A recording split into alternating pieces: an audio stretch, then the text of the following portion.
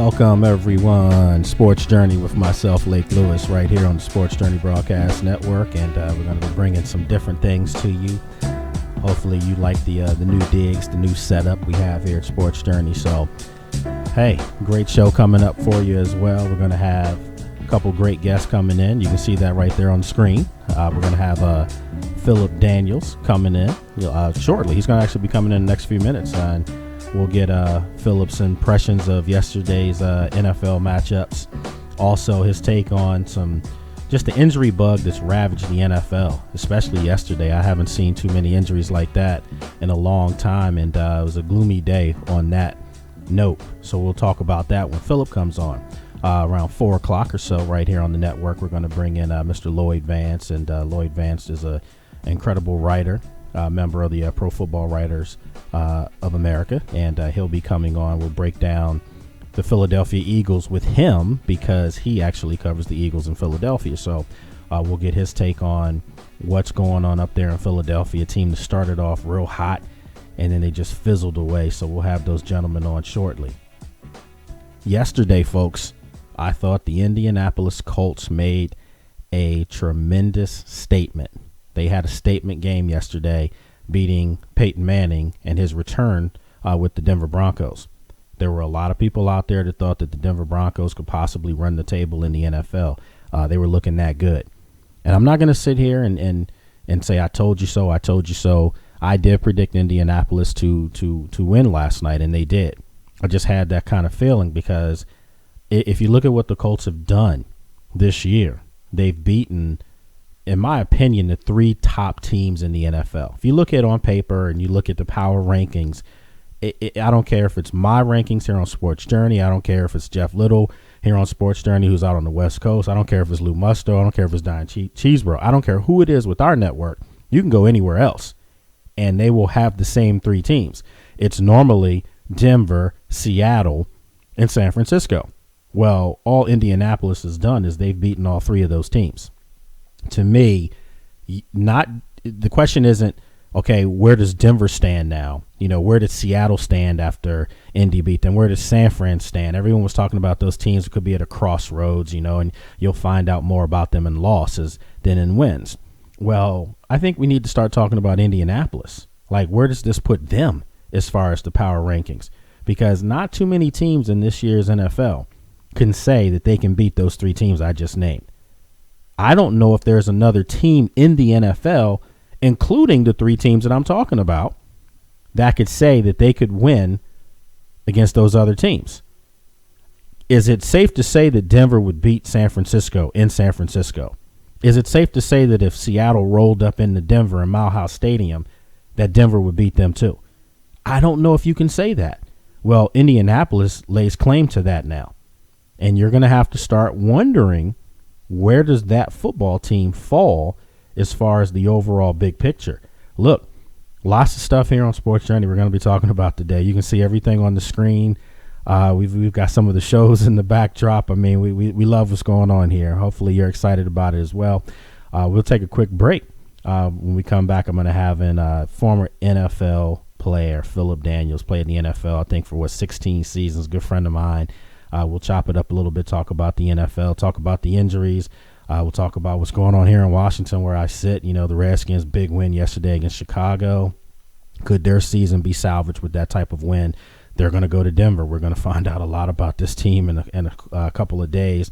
As always, folks, if you want to chime in with me on the show, you can write us on Twitter and Facebook at Sports Journey. And my personal Twitter is Lake Lewis. So we'll take a break. When we come back, we'll have Philip Daniels joining us live right here, Sports Journey, with myself, Lake Lewis. Hang tight.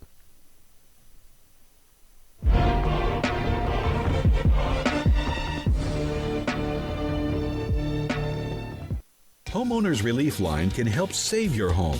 We specialize in foreclosure assistance, and that's all we do. If you're behind on your mortgage payments, being threatened with foreclosure, have been denied a loan modification, or been the victim of a predatory loan, it's critical that you call Homeowners Relief Line now. Homeowners Relief Line has a network of attorneys, and our agents are available to speak to you right away. New laws are in effect that may save your home, so call Homeowners Relief Line now.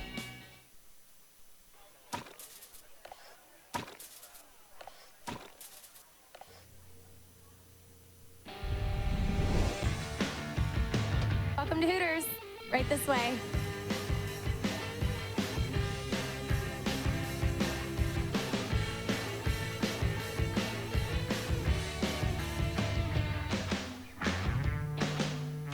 Wednesday is Wings Day at Hooters. Get 10 boneless wings and fries for just $6.99. Laser Medical emergencies. This is Life Alert. Are you okay? I've fallen and I can't get up. I'm calling for help right now. Sharon, we received a smoke signal coming from your kitchen. Get out now. We're calling the fire department.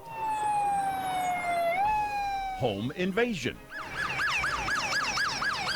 Emergencies away from home. I'm trying to get to my car, but it's still a ways away. I'm right here and we'll stay on the line with you and we can contact the police if necessary. And you can have this protection away from home for just $19.95 per month. If it weren't for Life Alert, I wouldn't be sitting here today. Life Alert saves a life from a catastrophe every 11 minutes. For a free Life Alert brochure, call 1-800-830-1951. That's 1-800-830-1951. Call now. In 1990, in Severn, Maryland, the daughter of a clergyman was discovered by a music industry insider while pumping gas at a service station. The odds of her getting signed and spending 11 weeks at #1 on the U.S. singles charts? 1 in 19 million. The odds of this former church choir singer going on to sell 40 million records? 1 in 15 million. The odds of the same woman winning 6 Grammy Awards and starring in 2 Broadway plays? 1 in 75 million. The odds of this musician and performer having a child diagnosed with autism? 1 in 110. I'm Toni Braxton, and I encourage you to learn the signs of autism at autismspeaks.org. Early diagnosis can make a lifetime of difference.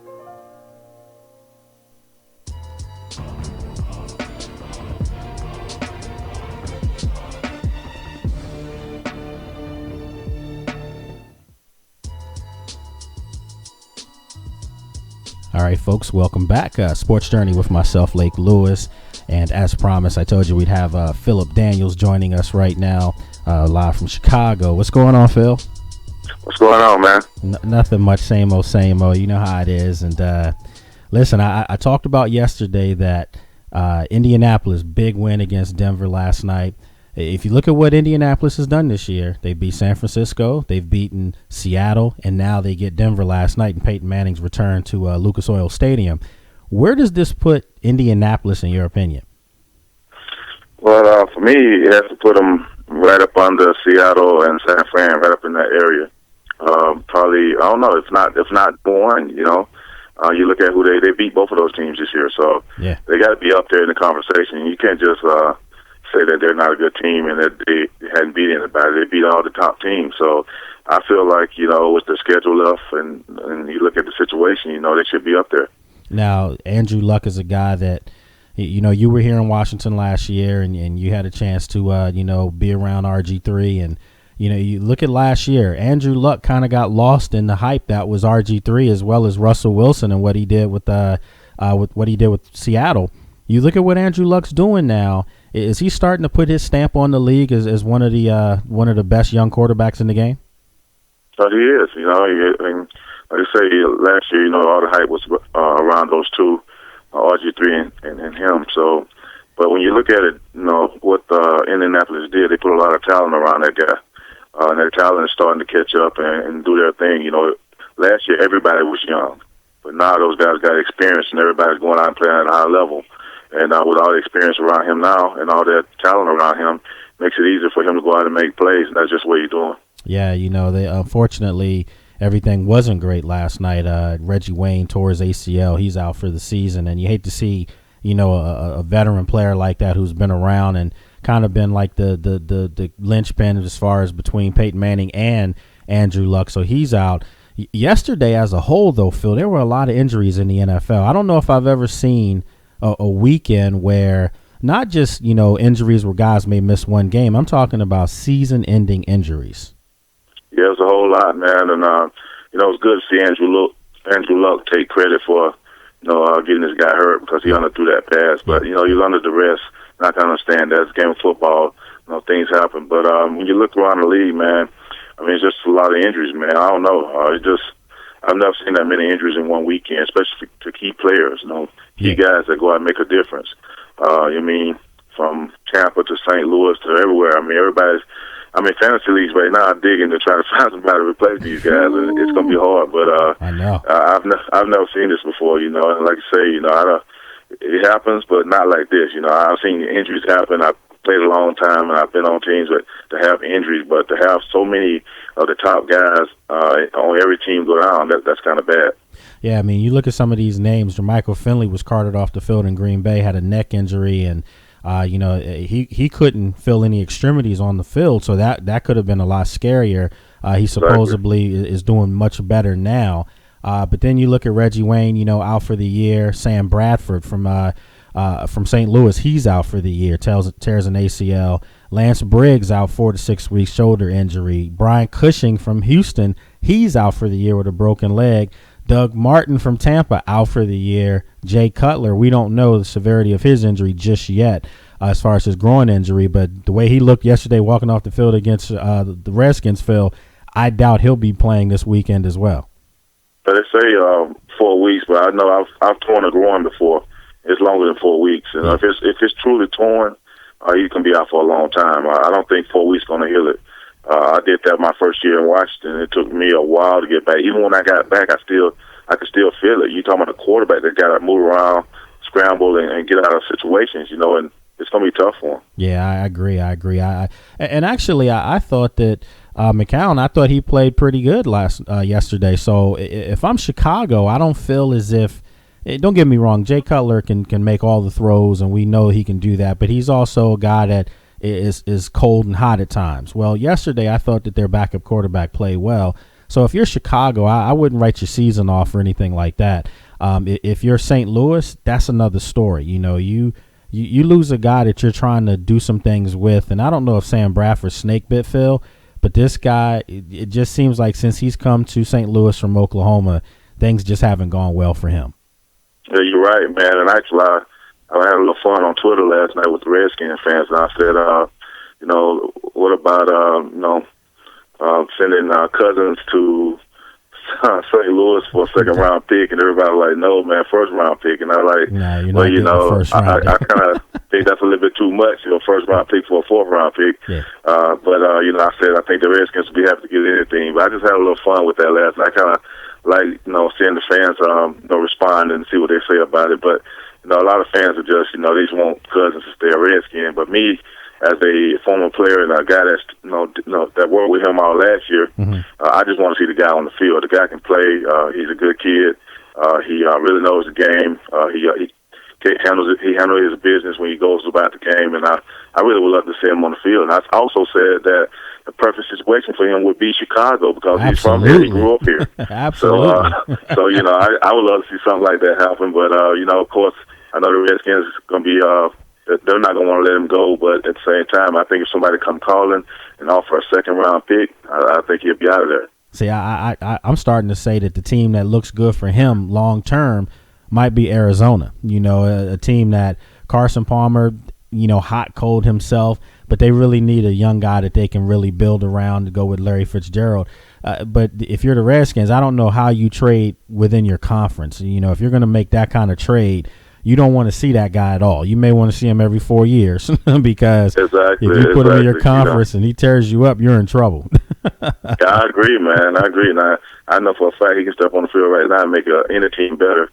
But, I don't see him being traded in the conference, myself. So with that happened, we did that before with Donovan McNabb. We see how that happened. What happened with that? So exactly. I just think you got to try to find out if they're going to trade Cousins anywhere. It got to be somewhere that first off, you got to be somewhere that he likes, that he want to go and play.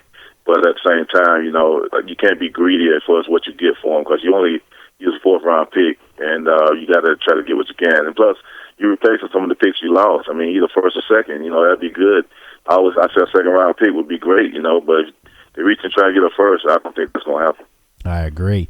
Listen, folks, talking with Philip Daniels, former NFL player, played 16 seasons in the league, mainstay here in the Washington metropolitan area. A lot of Redskins fans know who this gentleman is. And you look around the league yesterday, I thought there were a couple teams that really needed desperate wins. Obviously, right here, the Redskins had to win that football game. And I didn't see them beating Chicago. I didn't, but, they came out, answered the bell, tough win. I do think they benefited a lot from guys dropping like flies on Chicago's team down the stretch. But nevertheless, they get the W. They've got a tough one coming up against a team that lost last night. How do you see this team faring going out west next week? It's going to be tough, man. First off, you're going to be in that altitude, man. It's hard to breathe up there, man. And they probably want to order my product, destroy you, help them out there. But anyway, I just don't know, man. You playing a team that just lost on a national televised game. You know how Peyton Manning, how he operates. He lose. Usually comes back stronger. It's gonna be tough, man. You never know what's gonna happen. Especially when you traveling up there, and that's a tough place to play. I played there a bunch of times when I was in Seattle. I played them twice a year. We always played there once a year. So, like I say, you can't breathe. You can't get no air. The air is thin up there, and you definitely, a lot of teams like to fly in there early just to get acclimated to it a little bit. But, I don't know. We'll see what happens, man. But it's going to be a tough, especially after a loss, man. You don't want to play a team after they just lost the game. And it's like I say, it's going to be a dogfight. What do you think the reception is going to be from Mike Shanahan? I mean, it's not going to be – I don't think it's going to be anything like Peyton Manning's reception last night in Indianapolis. But, the guy did win 2 Super Bowls there as a coach. Didn't leave there on the best of terms. I'm sure there were a lot of fans there. I have friends that live in Denver. One of my close friends lives in Denver, and he didn't like Mike Shanahan at the end of his regime. But nevertheless, he's very respectful of what they accomplished there. Do you think the fans will give him a nice warm reception, or is it just going to be football as usual? I don't know. It might be a mixed bag, man. Of course, you can't make everybody happy. Mm-hmm. You did give him some Super Bowls there, but probably a mixed bag. Some fans liking him and some fans don't, and that's just how it goes, But I'm pretty sure Coach Shanahan just wants to go in there and win a game, so it really don't matter with him. But it's always good when you go back to where you coach so long to get a good reception. But if you don't, I expect it to be like a mixed bag, probably. Do you think he gets a chance to go to his house? Because, his home's there. I don't know, man. According to what time to get in there, I guess. I'm not sure. He probably ain't worried about going home. He's probably just worried about getting some wins right now.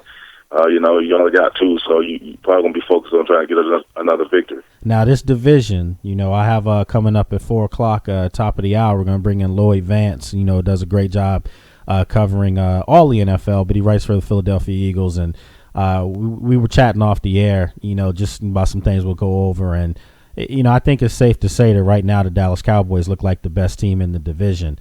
In saying that, though, are they the runaway best team in the division, or do you feel like the Redskins still have an opportunity to close the gap and maybe win this division? Well, I look at their schedule, man. It's brutal. It is. It's a brutal schedule. I just don't know. It's going to be tough, man. When you start as slow as they have, and now you got to fight. You got your back against the wall. You got to fight out of it. You look at the 2 wins they had. You had backup quarterbacks, and this last game had a bunch of people injured on the Bears. They pulled that out. Backup quarterback. And then you got Denver, San Fran, Kansas City. You got all those teams on your record that's playing pretty good ball right now. So it's going to be tough. Not saying they can't do it, but it's going to be the toughest. It's gonna be the toughest thing they ever went through trying to get that accomplished. Well, I agree with you, Phil, and I've said this before. The teams that are left on their schedule, they still haven't played the Giants twice, and I don't care what the Giants' record is. It's a divisional game. You still have to go to Philly, and you still have Dallas coming back here. And don't forget about teams like San Diego. That's not a gimme anymore. They look like they're playing better football. This isn't going to be the 7-game winning streak that they had last year, because out of all those 7 teams they played last year, only 1 made the playoffs. Ultimately, that team did win the Super Bowl, and the Ravens. But if you remember, right after that game where they beat Baltimore, the Ravens were in turmoil. They fired their offensive coordinator, Cam Cameron. So I think it's going to be a lot tougher than a lot of people may understand. If the Redskins do go on a 7-game winning streak, I'm going to put them as a Super Bowl possibility, because if they were to do that, that means that they've beaten some great football teams this year. That's true, and in order for them to do that, they want to play better on defense, and they're going to stand up over there and take advantage of their opportunities. They're giving up too many yards. They're doing too many things on defense to win games. I think they're putting up enough points, but the defense got to step up and solidify things. Especially you're going against teams that everybody expects you to get blown out and stuff like that. Actually, when I remember back in the day when we played teams like that, we stand up. So I remember when New Orleans came to town. Everybody thought we was going to get ran over, and even the media guys were making jokes and comments on Twitter, and I was like, wow. And so we almost beat those teams, and we play well on defense. So I expect those guys to rise up and try to do their thing over there and get better on defense, get some sacks, and get some opportunity to cause some turnovers. Wow. But you definitely got to play good defense when you're going to get good teams like that, especially against Peyton Manning. And it ain't going to be good this week because, of course, Merriweather might be suspended. I was just about to bring that. Yeah, I was just about to bring that up. I mean, you're going to – I would be shocked if he's not suspended. I do think that's the word getting around right now to us in the media is that he will be suspended. And it's interesting because you actually called me yesterday. And you said, you know what, this guy may be in trouble. He may get suspended because, what was it, 2 or 3 plays yesterday he was penalized for. You can't have that, and he's got a history of leading with his head. And I do think the NFL probably will suspend him. My question to you is, you're more familiar with this than I am. Do you think it's 1 game, 2 games, or, I mean, what do you think the duration of the suspension should be? Well, he's done this, 4 times? Yeah. And he put a guy out one time, with Eddie Lacy. So I don't know. I would think he'd probably get a couple of games, and that's not good for the Redskins because secondary is already have a few injuries back there, and guys learning the positions back there. Bakar is still young; he's still learning. I mean, it's definitely not a good thing, especially when you're going against Peyton Manning, who's going to pick you apart in the secondary. So it's not a pretty fight right now to, go into a game, go into Denver Stadium, you go over to Denver and play the Broncos when you got a guy like Peyton that, he's going to analyze everything. You don't know you got a young guy back there, and he's going to target that young guy. So it's not good, man. And you got like they always told me when I grew up playing football, you got to see what you hit. And I think if he have his face masked up, it'd be a different story. Some of those probably get reduced, some of those fines get reduced, and they won't look at it as bad. But, man, this is top of your head you hitting with. It's almost like you're a battering ram out there. And as soon as he did the first one yesterday, I said, man, this ain't good. I think he might get suspended. But then I saw the second one. I said, well, yeah, he definitely going to get suspended. So, I don't know, man. It's tough, man. Merriweather, he got to learn how to hit. And he got to go lower, man. Sometimes you just got to go lower. And this other thing, and sometimes you hate the rules the NFL put out there because, they say, don't hit high. You got to hit lower. Yeah. Now guys are hitting lower and breaking legs and putting guys' careers in jeopardy. So it's a tough call, man. It's got to be looked at the end of the year. It's going to have to, and I think that, we all understand, Phil, that this was done for a lot of reasons. Obviously, with the players to sue the NFL and the concussion situation, the NFL is trying, in my opinion, to appear to be conscious of the situation. But I do think that they've actually, in my opinion, caused more problems now because, you may say the concussions are down, but I don't necessarily think they are. There are a lot of guys dropping, with concussions and things of that nature. But you're right. The leg injuries this year, and you can just go back to yesterday. All these guys, I understand Reggie Wayne's was more of a freak injury, but if you look at everyone yesterday that got hurt, at least 80% of those guys were all lower extremities. And there's something to be said about that. It really is. No, and let me say this. I think the NFL overreacted. I know the guy had a lawsuit against him, and guys were suing him for the concussion stuff, but they realized guys was suing the NFL because the NFL withheld information about how dangerous it was to hit with the helmet, right, or use the helmet. Right. I think they overreacted, and they changed a lot of these rules. And they, getting guys hurt now. But the thing with me is that when I played, I used my old helmet. I used it my whole career. I never changed helmets. I think they got to go back and analyze these helmets. We're getting more concussions now than when back in the day when guys were playing with the old helmets, and they never complained about concussion. Yeah, I mean. So, and that's the thing. I don't know if these new helmets are safe. I don't know if they are protecting the guys like they should. They lighter, so they make you faster and able to go in there. And now that the guys think that they got a safer helmet, they use it a little bit more. So I don't know if it's good. Well, one thing that's for certain is football is a violent sport. It's a physical sport. And when you signed up to play football a long time ago, you knew that it was a physical game. And I think that that's something that can never be taken away.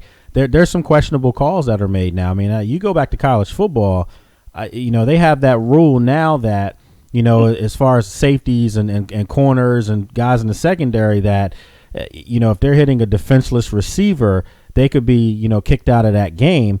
But most of the time, when you watch college football, they overturn the call where they say the guy wasn't trying to, cause any damage or anything. So they overturn that, but they still get hit with a penalty. It doesn't make sense. I think that's the dumbest rule ever, man. They go back and look at it on replay and say, oh, he can remain in the game, but they got penalized. Yeah. The teams get a first down, and they march on down the field and get a touchdown. Yeah, it doesn't make sense. That's something else that got to be looked at. You can't just say, okay, it was a good hit, and then you still give them the penalty and they get the first down. That's crazy. The other rule I hate in college football is the helmet coming off. You got to lead the game, and then you got to call a timeout to get back in the game. I just feel like, look at the pros. The helmet comes off, they put the helmet back on, they go play. Yeah. And my thing is, if you got a concussion, you're not going to put your helmet back on. You're going to be dazed. You ain't going to know where your helmet at. Oh, yeah. That's my thing. So I just don't like some of the rules they got in place. Yeah, I mean, and from what I've been told, the new helmets that they're making, these lighter helmets, are more aerodynamic with the holes in them. It's meant to pop off. That's the whole purpose of the helmet, is that they're so light and aerodynamic that they get air in there and they pop off for a safety precaution. So my thing is, if the helmet is doing what it's meant to do, then why do you have to make these guys leave? So, look, folks, Philip Daniels joins us right now. I'll have him on for a couple more minutes. Phil, real quick, let's talk about some college football. We had, big win for your son, and his team, Notre Dame, beating USC. If you look at the national scale right now, Alabama #1, Florida State jumped up, to #2. And if you're an Oregon team that's laying 70 points on people, you got to be pretty upset about that. I'm sure it'll play itself out. But right now, who do you see, if the season ended today, who would you like to see as far as the BCS national championship game? Florida State, no doubt. Jameis Winston's doing his thing down there. Yeah. And actually, he's going to win the Heisman, man. I don't see another guy out there doing what he's doing, except for the kid at Oregon, the quarterback there, Mariota. Yeah. I guess his name. Yeah, Marcus Mariota. But he's the only one that's even close. But you look at what this kid is doing at Florida State, and he's doing this against good teams. No matter who he faces, he's just putting up points and putting up yards and throwing touchdowns like crazy. But I would love to see Florida State up in there. Everybody. Alabama's always going to be there because everybody. It's just tough. They favor Alabama so much, but teams like that playing Georgia State and those kind of teams, I just don't know, man. It's crazy. But like I say, the biggest thing for me was yesterday, man. Listen to the Oregon's defensive coordinator going off on Washington State because they threw some passes at the end of the game. Man, you blowing people out. They so far behind. I would throw passes too. Yeah, I don't care who you put out there, but that was the funniest thing to me yesterday. But I think Florida State deserves a chance to get up in there, and just because who they're beating and what they're doing. Well, what happens though? Let's play devil's advocate here. What happens if at the end of the year, obviously we don't have the playoff system that we're going to have next year, where you have 4 teams. But let's just say this year you have an undefeated Ohio State team, you have an undefeated Alabama, you have an undefeated Oregon, and you have an undefeated Florida State. Those are 4 power conferences. You can't overlook that. So if you have that, how do you determine? Obviously, the SEC is the top power conference, so Alabama will be there as a defending champion. But determining the other 3 schools, how do you come up with the strength of schedule if you look at the overall conferences? And let's be honest, the ACC is probably 2 or 3 deep. And then after that, there's a significant drop-off. I do think Virginia Tech's not a bad team as well as a 4th. But if you look at the Big Ten, I'm not sure. I'm really not. I'm not sure if Ohio State's schedule will benefit them this year. And they've struggled against a lot of teams that they've pulled games out. But then you look at Oregon, they're going to, if they go all the way undefeated, they will have beaten UCLA, who this week was number 9 before they lost to Stanford. But that means they also will have beaten Stanford. So who would you give the edge to as far as power conferences to be the team that play in Alabama if they all went undefeated? It would have to be Oregon because of what they're doing to teams. They're putting up so many points. and they're doing that to everybody. You know, no matter who they face, they put up a whole lot of points. So it would be Oregon, and you know, sad to say, that's what they wanted last year. Actually, they wanted Alabama, Oregon to be in the championship game, but my Notre Dame Fighting Irish, we spoiled that. But at the same time, man, I think Oregon deserves, like you say, I mean, when they look at Ohio State, they're gonna look at the body of work for 2 years. That's the only reason they'll be up there. Like you say, they are playing close to some teams, and you know, Evan Spencer, you know, my son's friend, go there, you know, so I kind of favor them a little bit. I watch them a lot, you know, and see what he's doing, but at the same time, I agree. I think Oregon, you know, you look at, you know, what they're doing and how they're doing it. It don't matter who they face, and they're blowing people up. So you got to put them there, and I think that's what people want. They want Alabama, Oregon, and that's championship and see what happens, you know, and I'm pretty sure that's going to be a pretty good game. Well, next year, those 4 teams I just mentioned, next year, that could be your 4 teams, you know, as far as a playoff system. And then you know what's going to happen, Phil. They're going to be teams that are 5 and 6 saying, what about us? Exactly, you know, and you know what? And the playoff system is going to be great. I wish it was 6 teams. Yeah, I do too. Because, because even though you're an undefeated team, you might be number 1. That feel for 6 teams to beat you. So, I mean, I'd rather see it being 6 teams, you know, and they're playing for that thing. But at the same time, I'm glad they at least changed it and we got 4 teams in there. And it's going to be different. You know, the number 1 team might not win the championship. You know, it might be that 4th team. Yeah. That's good, man. At least they did something. Because, you know, you look at it this year. I wish they had it this year because it's turning out to be that way. You know, it's going to probably be 4, maybe 5 undefeated teams right there waiting to play. So I just think they should have probably pushed it to the next year, you know, instead of waiting a couple of years, you know. All right. Well, look, Phil. Man, that was a 30-minute segment that I did there. Got to get to some commercials here, but as always, my friend, I appreciate you coming on, man. Tell my little nephew I said what's up. And listen, quiet is kept. You know, no one's talking about Notre Dame, but one loss, that's not that bad, man. Well, they got 2. Well, two losses. I'm sorry. They got the Oklahoma. They got an opportunity to get in the BCS. They continue to win out. They got Stanford at the end of the year. So who knows? You know, we just gotta, you know, like I say, got to play better and do some things better, and they'll be right there in the hunt. I keep forgetting about the Oklahoma loss, man. That wasn't a good one. Yeah, we shouldn't have lost no games, man, to tell you the truth, but it's all good. Yeah, they got a young team still, so a lot of football left to be played. So, look, man, I appreciate you coming on, man. I'll hit you up a little bit later on. Okay, man. Okay, take care. Folks, Philip Daniels, a good friend of mine, man, he's one of those guys that, you know, he doesn't mince his words, and, you know, he chooses his words very carefully as well, you know. Long time run here in D.C., still has a lot of fans here, a lot of friends as well, and you know, he's always coming on the show, so you'll see a lot of him here on Sports Journey. We'll take a break, and when we come back top of the hour, I'm going to bring in another good friend of mine, a guy that really needs no introduction. He's one of the best writers that I know out there. It covers the NFL, member of the Pro Football Writers of America, Mr. Lloyd Vance. I'll have him on with us when we come back right here, Sports Journey with myself, Lake Lewis.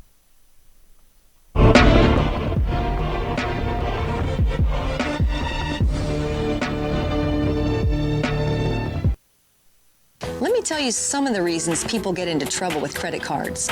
A job loss or salary cut, an unexpected expense, a divorce, a business loss, or even helping a family member or friend in need.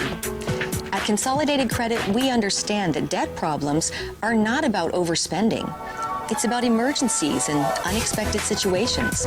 Consolidated Credit has helped over 5 million people, just like you. The options for getting out of debt have never been better. We can reduce your interest rates, cut your monthly payments, and help you get out of debt fast. The time to call Consolidated Credit is now. There are a lot of ways to get into trouble with debt. There's only one trusted way to get out: Consolidated Credit. When debt is the problem, we are the solution. Call Consolidated Credit now. Call toll-free 1-800-426-6016. That's 1-800-426-6016. Call now. If you're disabled and unable to work, pay attention to the following message. If you're one of the millions of Americans who are disabled and unable to work, you may be entitled to disability benefits through Social Security. Receiving benefits is your right if you suffer from a physical or mental disability. Whether you're applying for the first time or you've already been denied, we can help. You'll be matched up with an advocate who will evaluate your situation, handle your application, deal with Social Security for you, and handle all appeals. Best of all, there's no fee until you receive your benefits. To get started, call the number on your screen now. And keep in mind, there are a vast number of conditions that make you eligible for disability benefits and dozens of additions that you may not be aware of. So if you're disabled and unable to work, call the Citizens Disability Helpline today for a free, no-obligation consultation. Call 1-800-735-0219. Call now. Health insurance update. This just in for all uninsured Americans with or without pre-existing conditions. The recent health care bill will not take effect until at least 2014, leaving families and individuals lacking health insurance with no immediate solution to their concerns. Meanwhile, medical problems continue to be the #1 cause of bankruptcies. Here's the good news.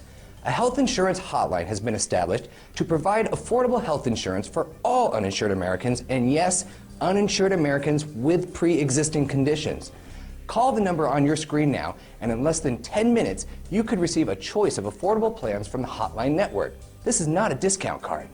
You will have access to doctors, hospitals, dental care, infant care, and emergency services. Call the Health Insurance Hotline now and get you and your family covered today. Call 800-794-1817. That's 800-794-1817. Call now.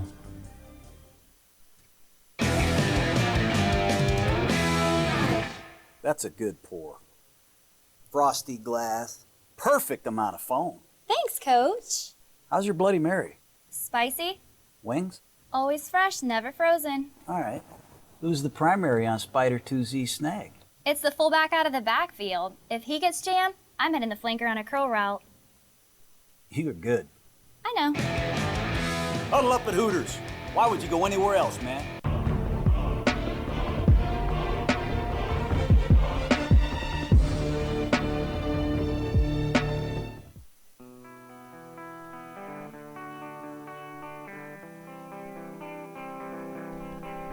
All right, folks, welcome back. Sports Journey with myself, Lake Lewis.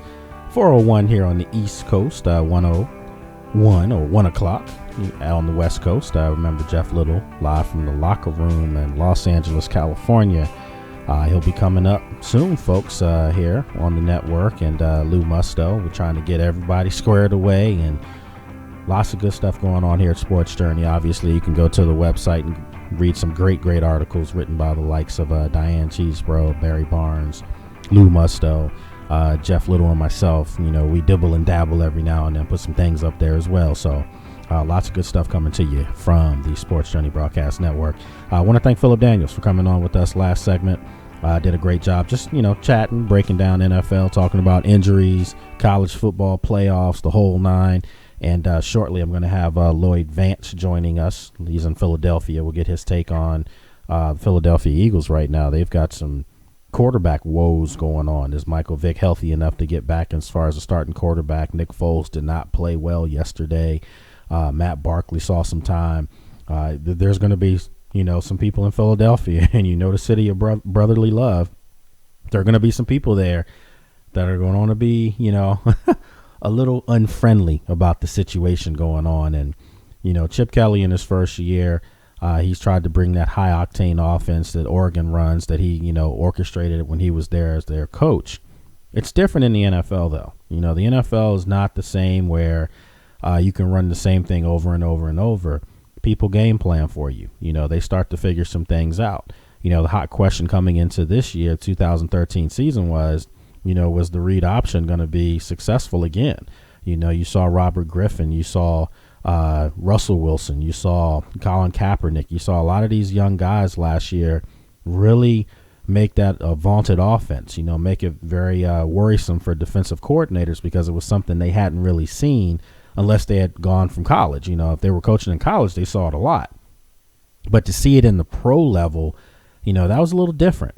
And now, I do think that teams are running the offense, quite a bit, but I don't know if they're running it as frequently as they did last year. I know they're not here. You see over the last two games, RG3 looks like he's getting his legs under him and, really starting to look like that dynamic player that was seen last year. He's coming off an injury on top of that. So it's taking time. But I don't know if we're going to see, 65, 70% of the plays ran out of those formations. And if you do understand that there's going to be some harm, possible harm and risk as far as your quarterback. That's just the nature of the game. But you know what? I've said this. If that's what your quarterback is, if your quarterback's a dynamic athlete, if your quarterback's the type of player that can withstand some punishment, then you run the offense and you run it till they drop. I mean, it's football. Football's a physical sport. You could have a guy back there sitting in the pocket who's got, a sprained ankle or whatever, and they're not mobile. Well, if they're in the pocket, they're, making themselves open for hits. So what's the difference if you have a person running? You just have to have confidence that they know when to get down and when to get out of bounds. The league right now has changed. It's a more athletic-oriented league. You're seeing offenses now putting up 40, 50 points. And, you go back 10, 15 years ago, that was not common. It was not something that you saw, on a regular basis. Every now and then a team would drop 50 in a season, and it was a big deal. The league would be, wow, it's the most points scored, this year or in the last 2-3 years. But now, if you see a team put up 50 points, it's not that big a deal to the fans, especially the young fans who are growing up seeing the league playing, wide open offenses. That's just the way it is. As far as the injury bugs, we talked about that. A lot of those injuries came within the flow of the game. I don't think it was anything malicious on any of the injuries. I don't know if it was dirty plays. It's just part of the game. When you have bigger, faster, stronger athletes playing, there are going to be injuries, and there are going to be injuries coming in, all phases of the game. You have kickers now pulling hamstrings. They're just so big.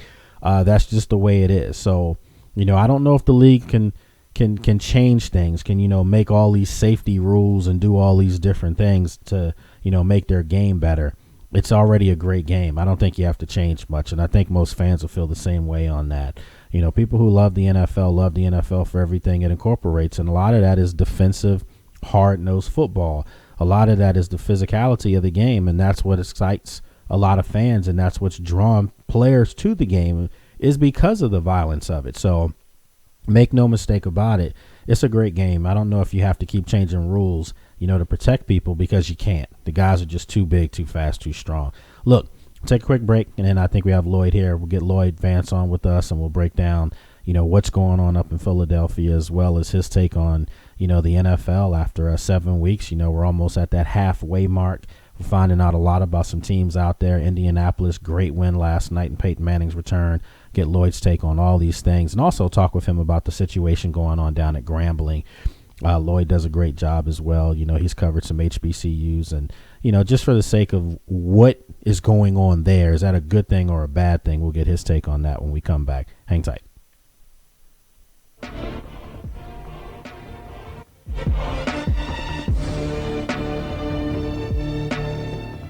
Homeowners Relief Line can help save your home.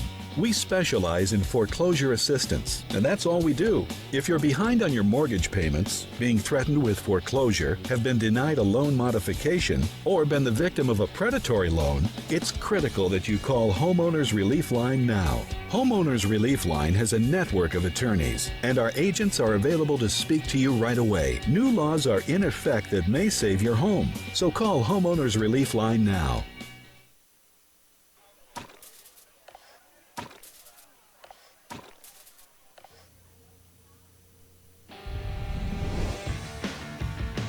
Welcome to Hooters. Right this way.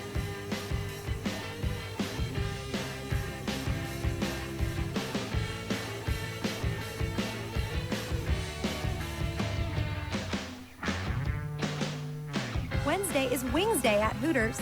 Get 10 boneless wings and fries for just $6.99. Medical emergencies. This is Life Alert. All right, folks, welcome back. Cut the commercial there. We have Lloyd Vance joining us right now. Lloyd's live in Philadelphia. What's going on, Lloyd? Not too much, Blake. Always glad to talk to you. And crazy season, man. A lot of good games. Yeah, last night the Colts, they made a statement, Lloyd, and I said this. How many teams, if you do your weekly remix and your power rankings, if I were to ask you on the majority of us in the media, if we all did power rankings, who would you have as your top 3 teams? Oh man, that's at least Denver, Seattle. San Francisco. Kind of iffy. Yeah, but San Francisco maybe. Yeah. Yeah, but a lot of people would probably have at least 2 of those 3 on there. This is the thing. Indianapolis has beaten all those teams. And I don't see a lot of people still today, you're still not hearing a whole lot of love about Indianapolis. I think a win last night could do a tremendous amount of confidence building for your team as far as saying, hey, if we beat all these teams, why not think that we can get to the Super Bowl? Right. And they're building something there, Lake. And the thing is, there's a couple of areas you need to look at with this team. They're still kind of devoid of playmakers a little bit on the outside, especially now that Reggie Wayne's going to be out. You'd like to see them have more of a running game with Trent Richardson coming over. Yeah. Yes, they won most of the games he's played in, but he's still not hitting the holes effectively, and that offensive line needs to do a better job. But when you talk about this game, they did establish themselves as a team. When they're home, they are very difficult to beat. A lot like Seattle, that home crowd gets into the game.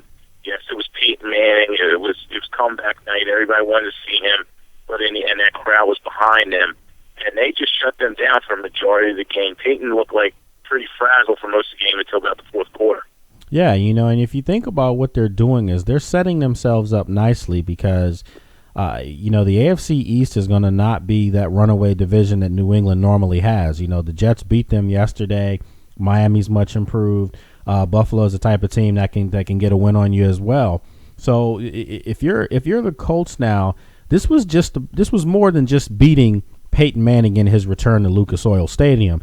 This is the fact that you're setting yourself up to be a 3rd seed, maybe a 4th seed. However, because of the way Kansas City and Denver are in the same division, you're talking about possibly, Lloyd, being a 2nd seed if everything were to hold true. You're not winning in Indianapolis. So, if you're a team like the Patriots or some of these other teams, you don't want to have to go to Indianapolis for your first playoff game.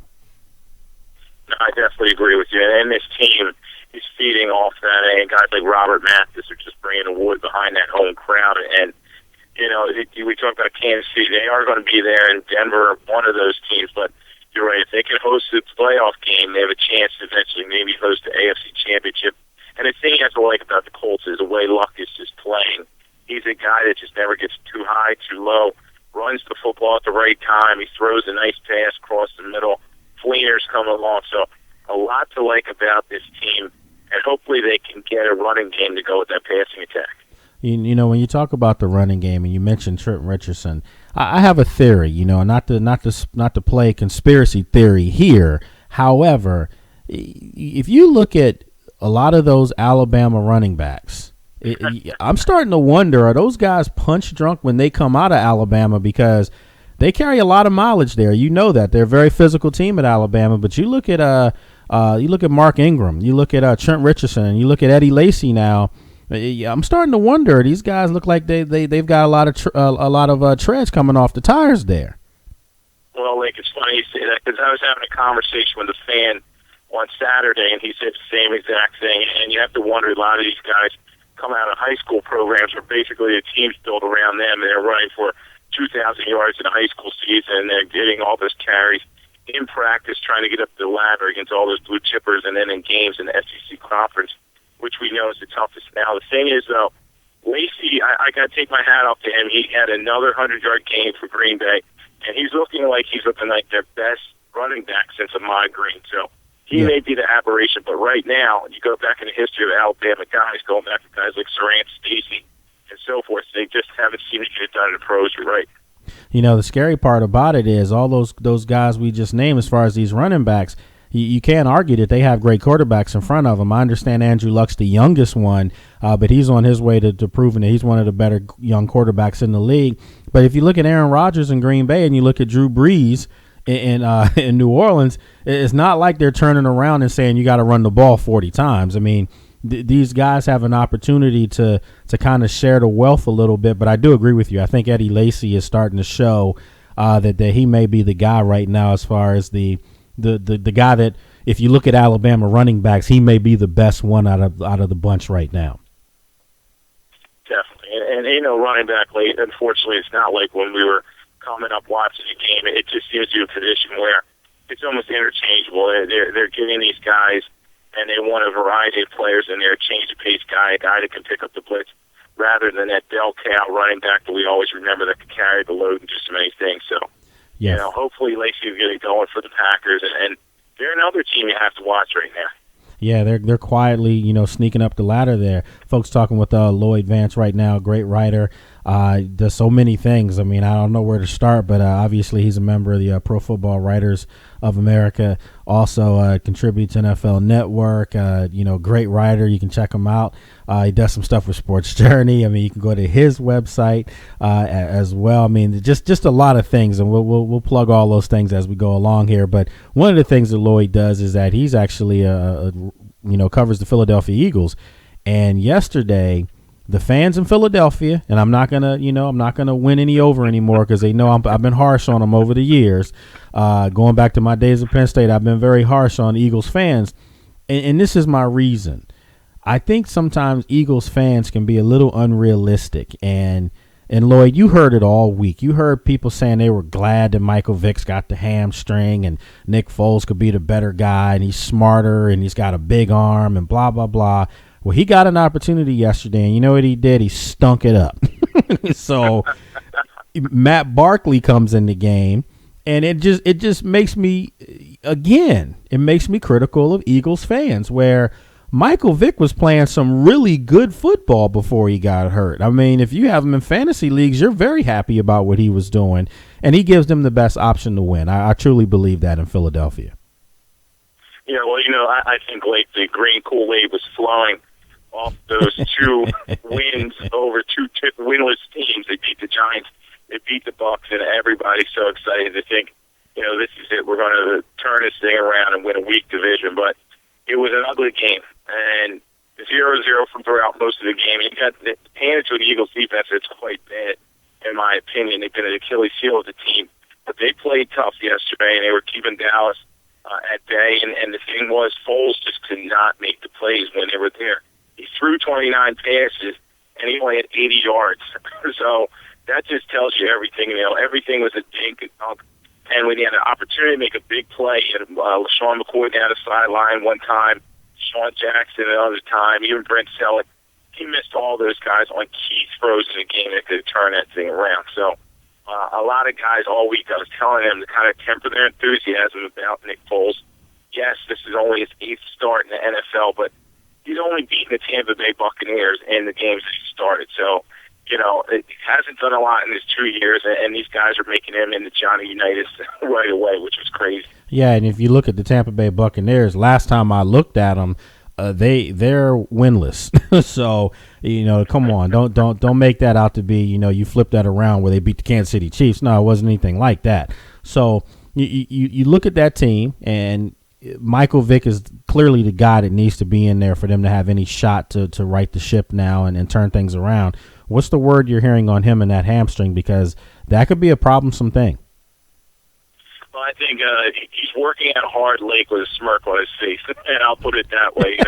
He understands. He is their best opportunity. I knew this team. I picked them to win about 7 games this year, and I still believe that's the type of team that they are.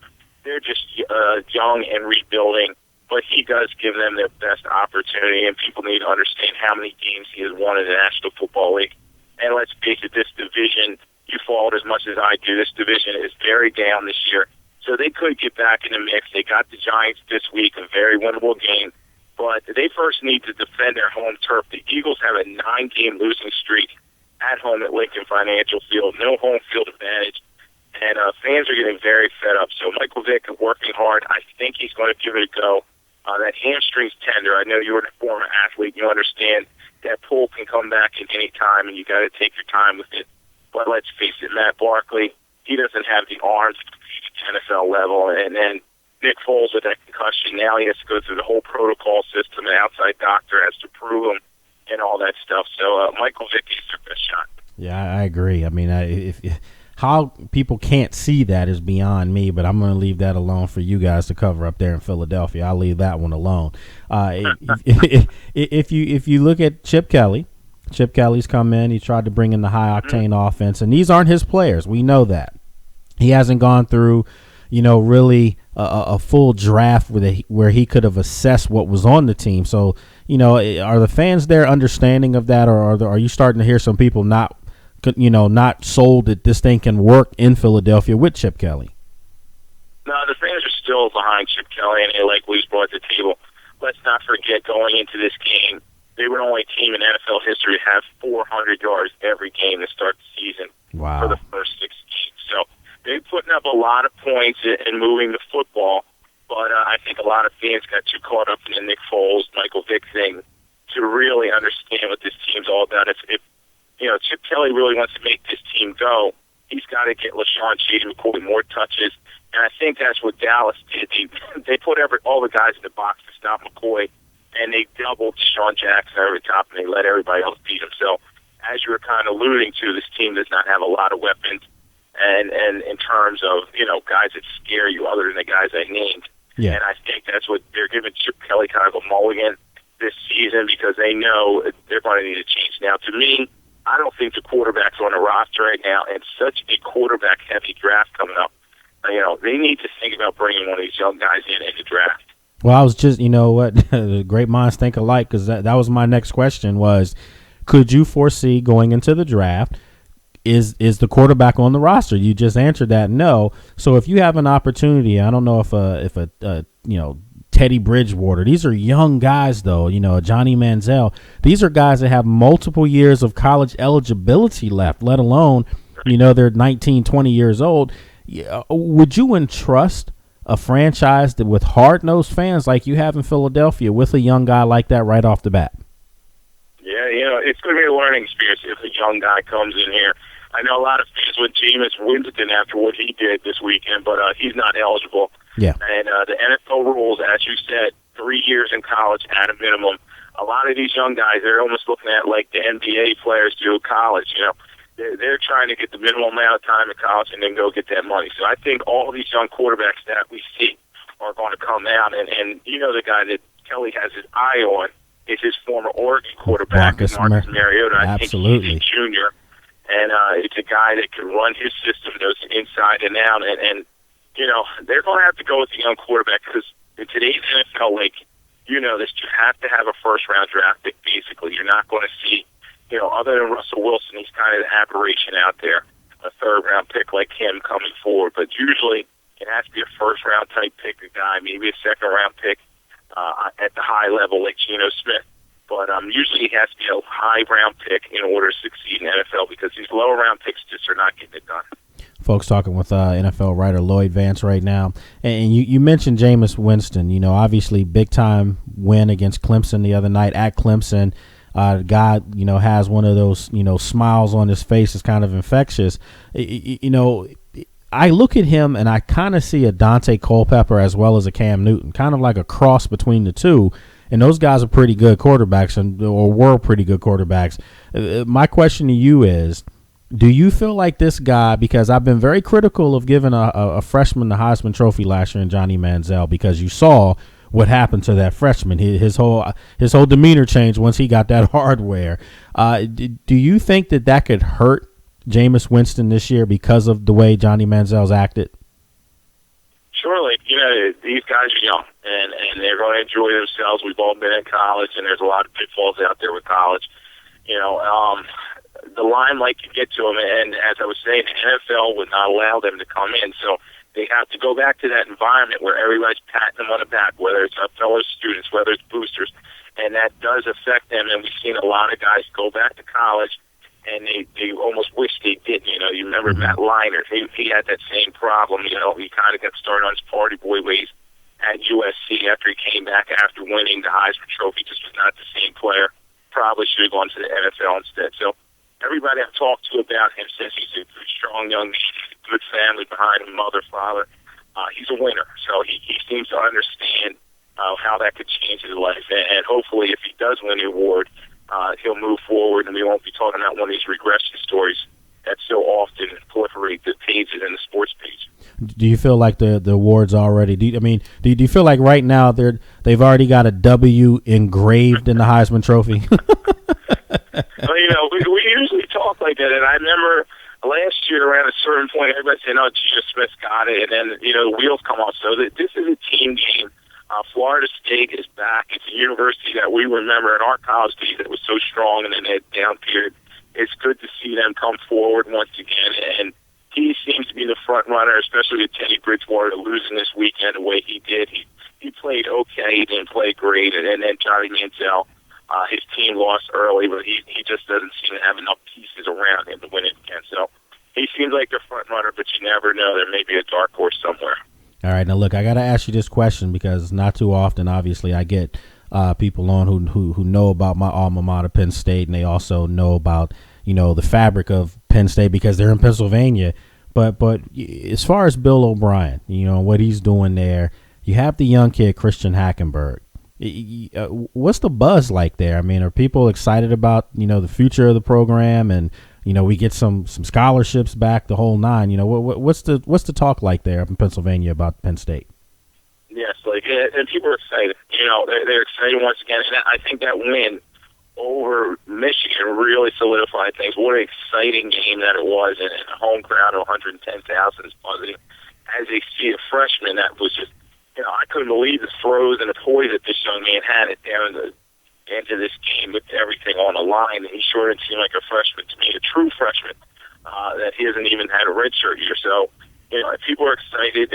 They kind of put the bad chapter behind them. I know that'll always be there, but the university's kind of stepped past it, and the kids are excited about the team once again, and so are a lot of people in the community. So he's doing a nice job there. I think a lot of people are kind of afraid O'Brien may go to the pros eventually because he's a pro guy, and you see all these jobs coming up because there's probably going to be about 6 jobs that open up this year once again in the NFL, and the NFL, everybody wants to go there. You look at Doug Marrone, what he's doing at Buffalo. So, it's a great story, and hopefully they'll continue moving forward. Well, I could see something happening.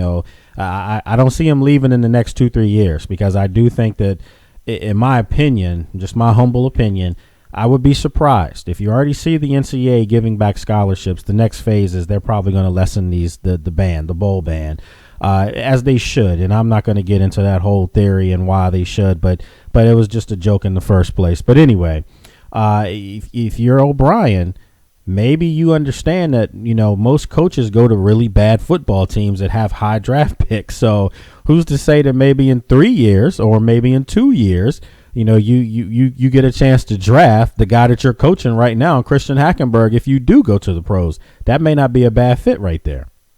No, and we're seeing that a lot in the NFL now. You have Harbaugh come from Stanford. He's at the Niners, getting a lot of guys he recruited. He recruited Kaepernick a little bit.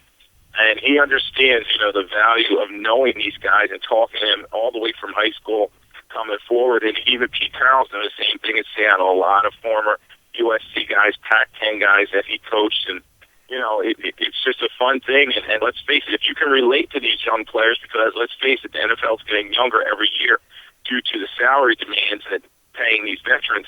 They want to go younger. And if they have these guys coming in, they're ready to play, why not put them out there?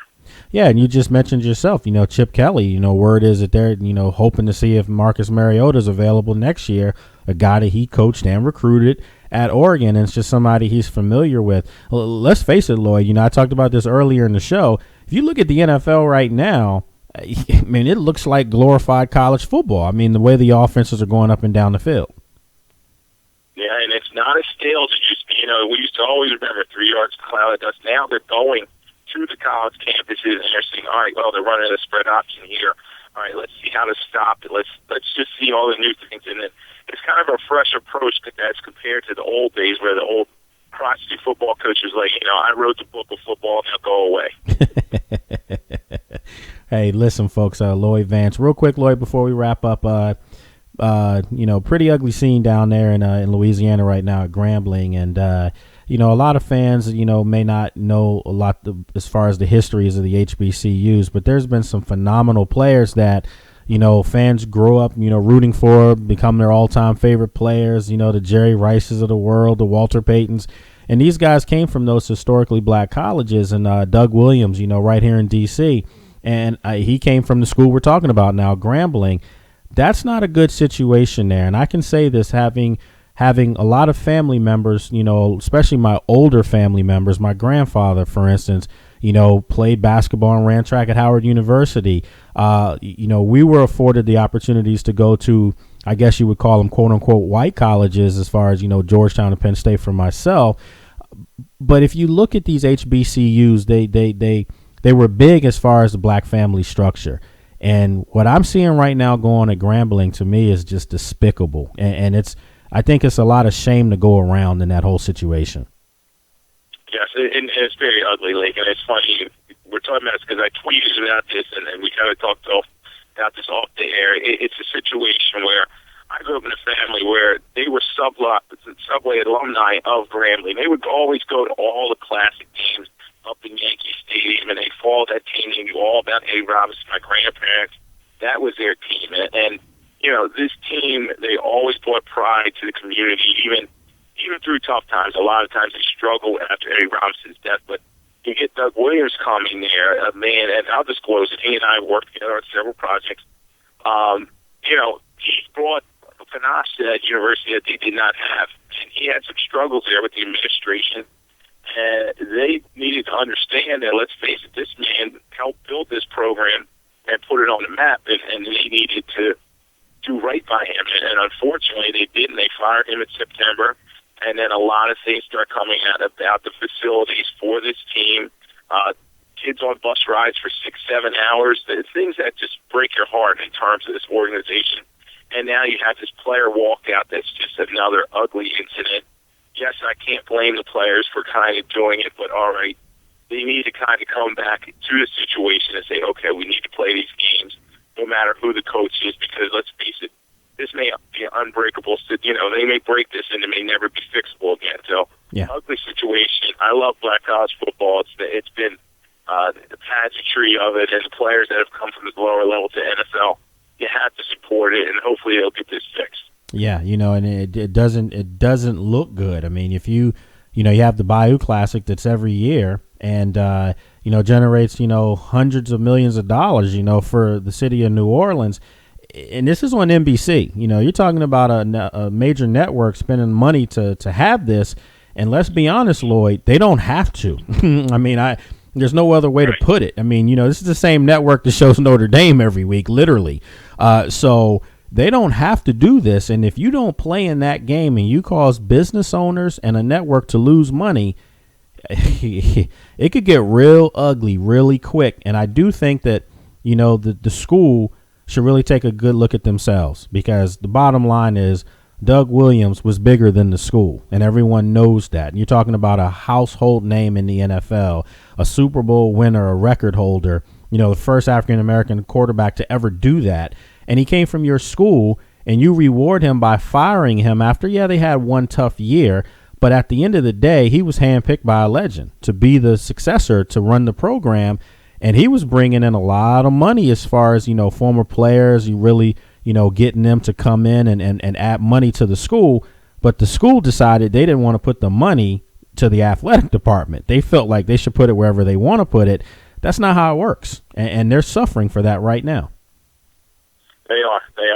And it's a proud name, and hopefully they'll be able to fix this situation, because, this is up there on the map with Notre Dame back in the day, the way they filled so many stadiums and so many people believed in them, and just love the pride of that organization. So I know Doug's kind of taking a step back from them, and rightfully so, but hopefully they'll get the administration in there to fix this. I know the president was involved, the athletic director, and you can't have facilities where Doug and his colleagues are helping raise money for the floor in the weightlifting room. That's just one of the many situations that I heard down there. So hopefully they'll fix it. They had some good players, and they can get back into the mix. We can talk about a positive story. All right, well, look, Lloyd, appreciate it. Lloyd Vance, everyone. Again, you can check him out. He has his own website, too, called Taking It to the House. It's Taking It, the number 2, the House. Obviously, he does some great stuff with us here at Sports Journey. Covers the Eagles up there. You can see a lot of his contributions with the NFL Network and And he's qualified to talk about this, folks. I mean, great documentary he was part on as far as, first in the mile as far as black quarterbacks in the NFL. So, this is good stuff right here. Lloyd, as always, my friend, I appreciate you coming on. All right, Blake, great to talk to you, and I'll talk to you later. Okay, take care. Folks, again, just a good man, knows his stuff. We've had two great guests today. Philip Daniels, Lloyd Vance came in, knocked it out. We'll take a quick break, and when we come back, we'll switch gears here a little bit on today's show. World Series, folks. Can you get a better setup than St. Louis and Boston? I don't know if you can. I mean, yeah, maybe if you threw the Yankees in there, maybe the Dodgers, maybe as far as a historical standpoint. But if you look at St. Louis and you look at Boston, there's no better place for baseball in October than those two cities. And I know Yankee fans are going to say, wait a minute, what about us? Yeah, you're in there, of course. You're probably the kingpin of that. But if you look at St. Louis, I've made this argument for a long time. I don't know if there's another city in the United States of America today that if everything's on even kill, everything's going well, all your pro teams are winning championships, I don't know if there's another city in the United States of America, maybe New York, because the Yankees are king. I don't know if there's another place, because in St. Louis, if the Rams are winning Super Bowls and the Cardinals are winning World Series, I think most of the fans will be up for the Cardinals. That's how big of a baseball town that is. Boston, what can I say about Boston? I mean, that's a spoiled, super spoiled sports town with the success that those teams have had. You look at the Celtics winning championships, and I'm talking recently, folks, over the last 5 years, 5-6 years, you look at what's going on in Boston. They've seen World Series wins. They've seen Super Bowls, as well as seeing a Stanley Cup as well, and they're getting a chance now to see another World Series. So it's just amazing, what they're doing up there in that market, and fans up there, the Boston Strong motto and mantle is going around.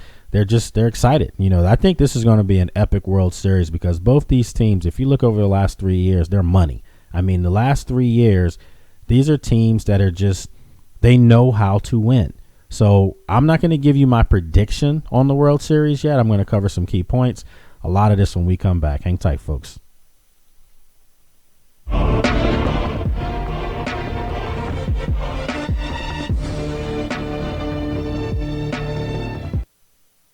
Let me tell you some of the reasons people get into trouble with credit cards.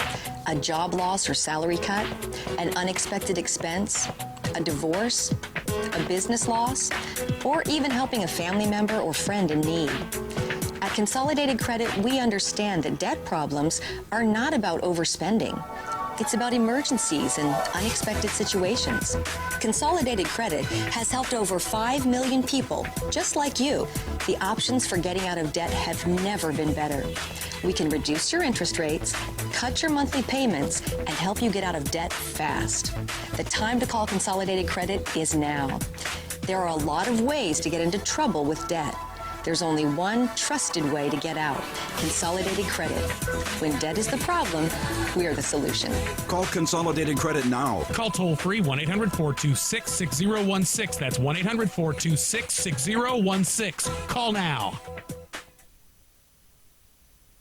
If you're disabled and unable to work, pay attention to the following message. If you're one of the millions of Americans who are disabled and unable to work, you may be entitled to disability benefits through Social Security. Receiving benefits is your right if you suffer from a physical or mental disability. Whether you're applying for the first time or you've already been denied, we can help. You'll be matched up with an advocate who will evaluate your situation, handle your application, deal with Social Security for you, and handle all appeals. Best of all, there's no fee until you receive your benefits. To get started, call the number on your screen now. And keep in mind, there are a vast number of conditions that make you eligible for disability benefits, and dozens of additions that you may not be aware of. So if you're disabled and unable to work, call the Citizens Disability Helpline today for a free, no-obligation consultation. Call 1-800-735-0219. Call now. Health Insurance Update. This just in for all uninsured Americans with or without pre-existing conditions. The recent health care bill will not take effect until at least 2014, leaving families and individuals lacking health insurance with no immediate solution to their concerns. Meanwhile, medical problems continue to be the #1 cause of bankruptcies. Here's the good news. A health insurance hotline has been established to provide affordable health insurance for all uninsured Americans, and yes, uninsured Americans with pre-existing conditions. Call the number on your screen now, and in less than 10 minutes, you could receive a choice of affordable plans from the Hotline Network. This is not a discount card. You will have access to doctors, hospitals, dental care, infant care, and emergency services. Call the Health Insurance Hotline now and get you and your family covered today. Call 800-794-1817. That's 800-794-1817. Call now.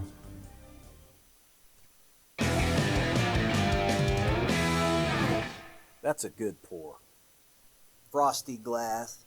Perfect amount of foam. Thanks, Coach. How's your Bloody Mary? Spicy? Wings? Always fresh, never frozen. All right. Who's the primary on Spider 2Z Snag? It's the fullback out of the backfield. If he gets jammed, I'm hitting the flanker on a curl route. You're good. I know. Huddle up at Hooters.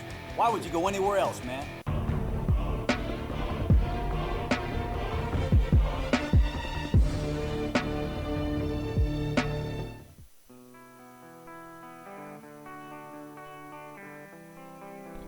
All right, folks, welcome back. I want to thank Lloyd Vance for coming on with us just now. Great segment there, talking about Philadelphia Eagles, NFL chatter, grambling, the whole nine.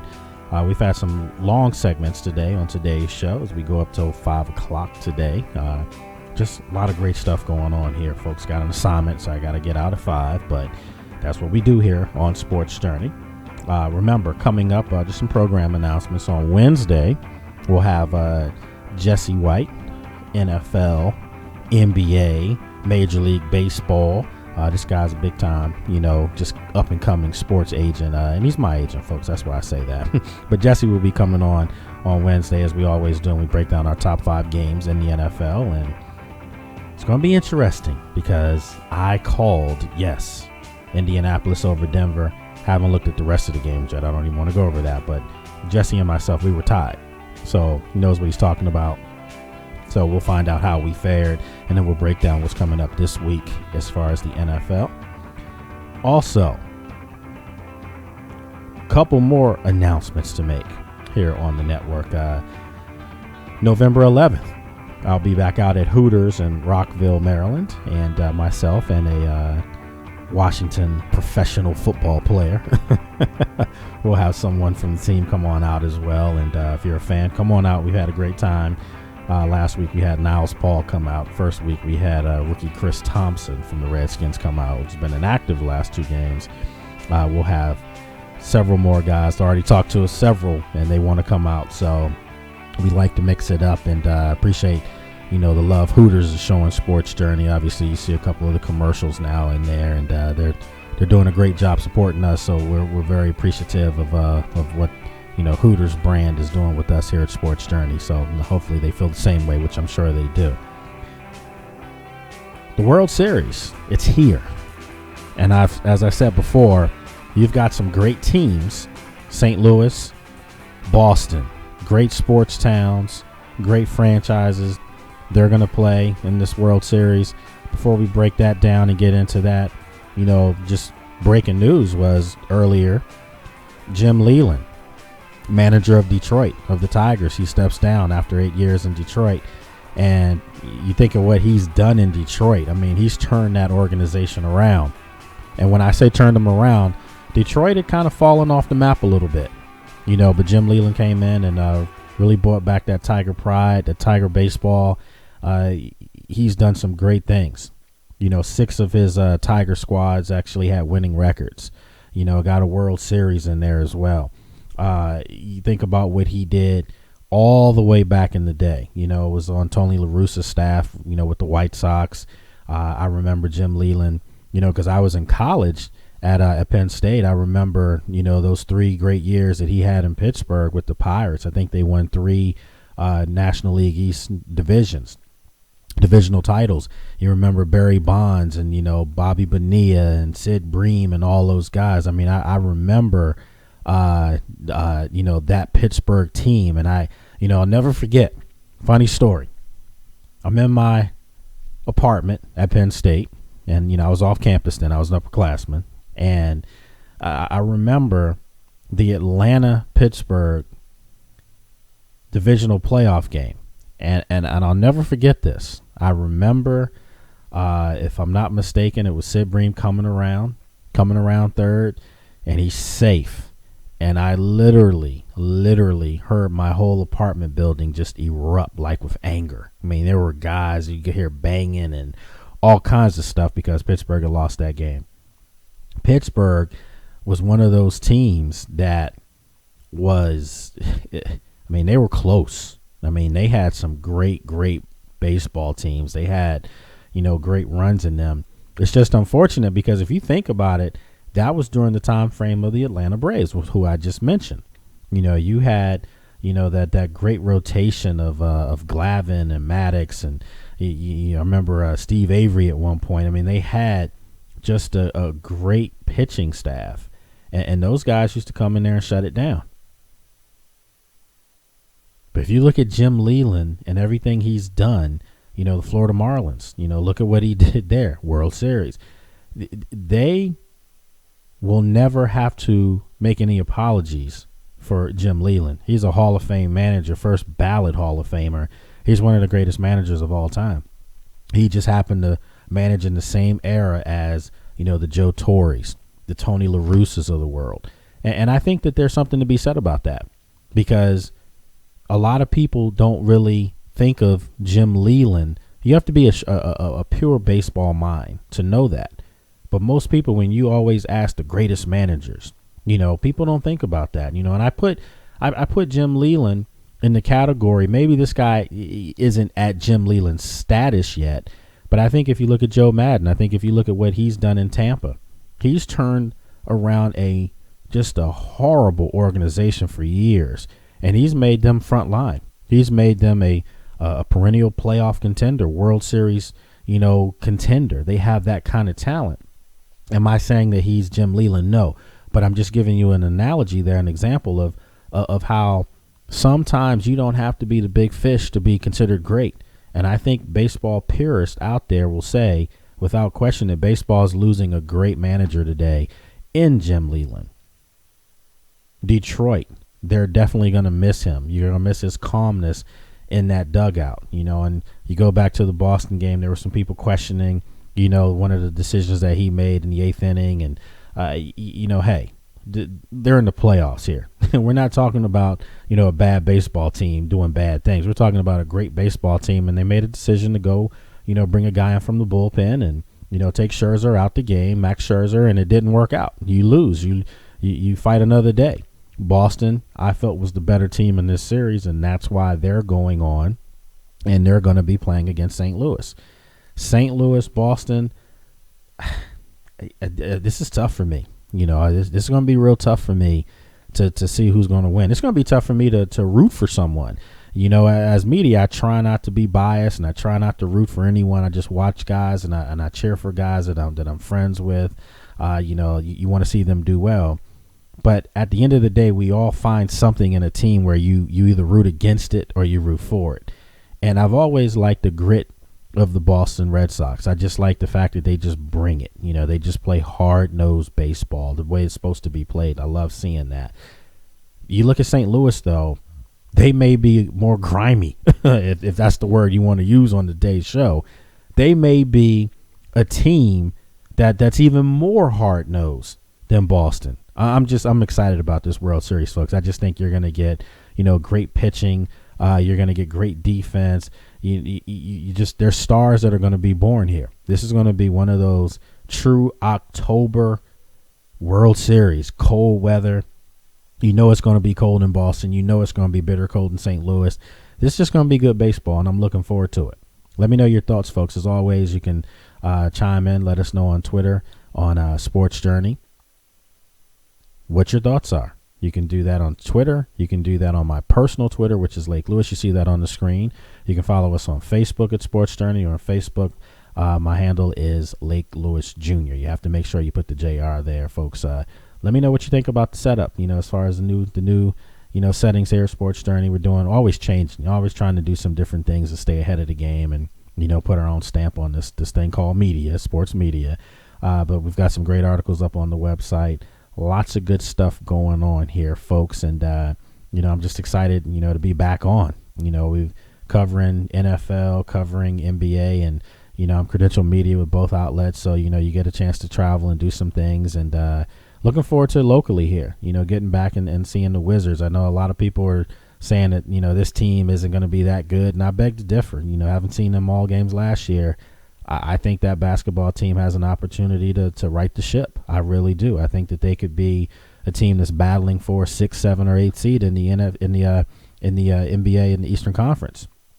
Some people are thinking that's wishful thinking, but if you look at the way they finished last year, once John Wall came back healthy, you look at what they were doing, and then on top of that, if you look at the East right now in the NBA, there's 4 or 5 teams that I think are locks to make the playoffs. And if they don't, it's because something catastrophic happened, bad injuries, just some insubordination, whatever. Just something that would have to be the worst possible scenario, worst possible case that it happened for those 5 teams not to make the playoffs.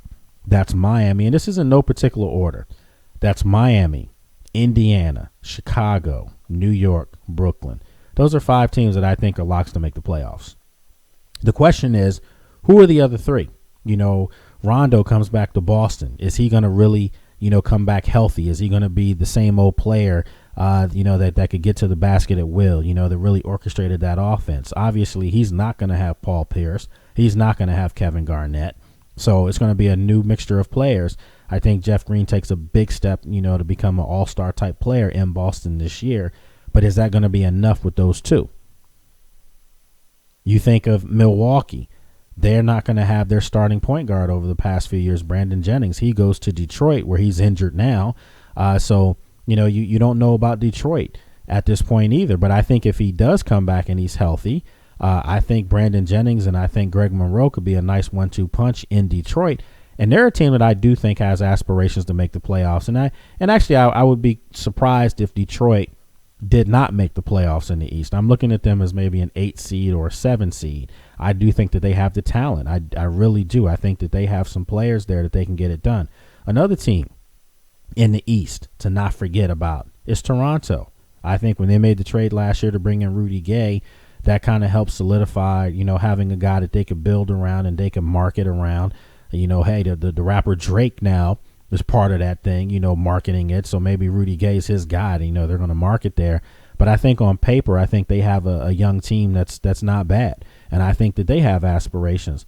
But going back again to the Wizards, I just think that if this team can stay healthy, I really think that this team is the 6th best team in the East this year.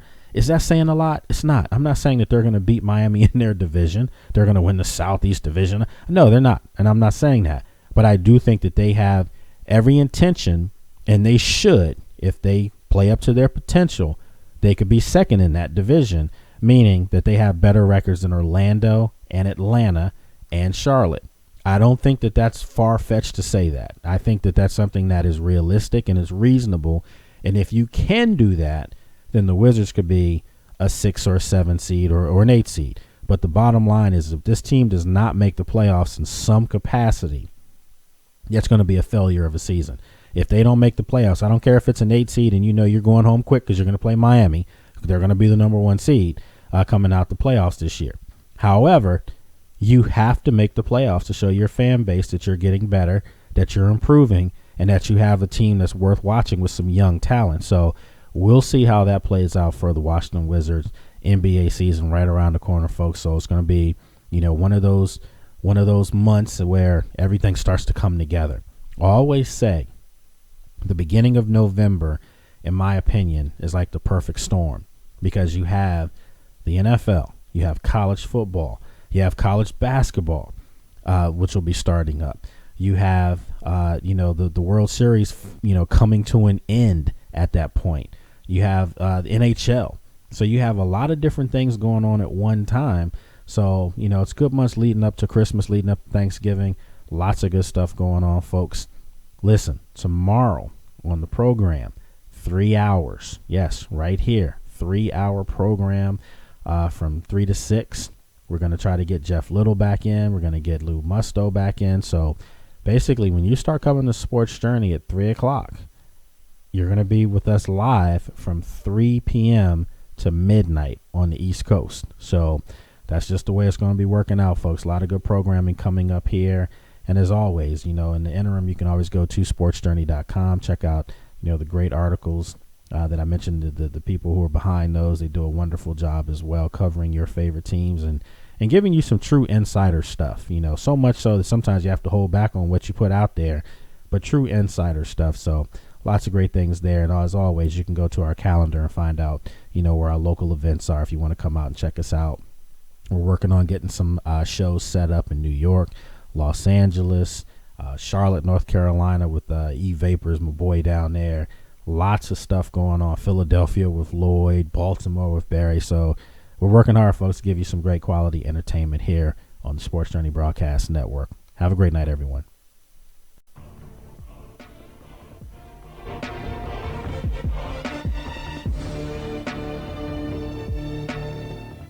Homeowners Relief Line can help save your home. We specialize in foreclosure assistance, and that's all we do. If you're behind on your mortgage payments, being threatened with foreclosure, have been denied a loan modification, or been the victim of a predatory loan, it's critical that you call Homeowners Relief Line now. Homeowners Relief Line has a network of attorneys, and our agents are available to speak to you right away. New laws are in effect that may save your home, so call Homeowners Relief Line now.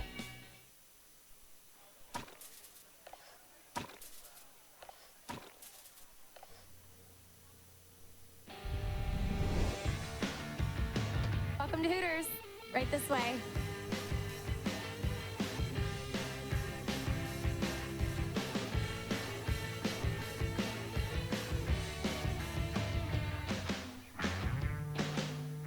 Wednesday is Wings Day at Hooters. Get 10 boneless wings and fries for just $6.99. Laser. Medical emergencies. This is Life Alert. Are you okay? I've fallen and I can't get up. I'm calling for help right now. Sharon, we received a smoke signal coming from your kitchen. Get out now. We're calling the fire department. Home invasion. Emergencies away from home. I'm trying to get to my car, but it's still a ways away. I'm right here and we'll stay on the line with you and we can contact the police if necessary. And you can have this protection away from home for just $19.95 per month. If it weren't for Life Alert, I wouldn't be sitting here today. Life Alert saves a life from a catastrophe every 11 minutes. For a free Life Alert brochure, call 1-800-830-1951. That's 1-800-830-1951. Call now.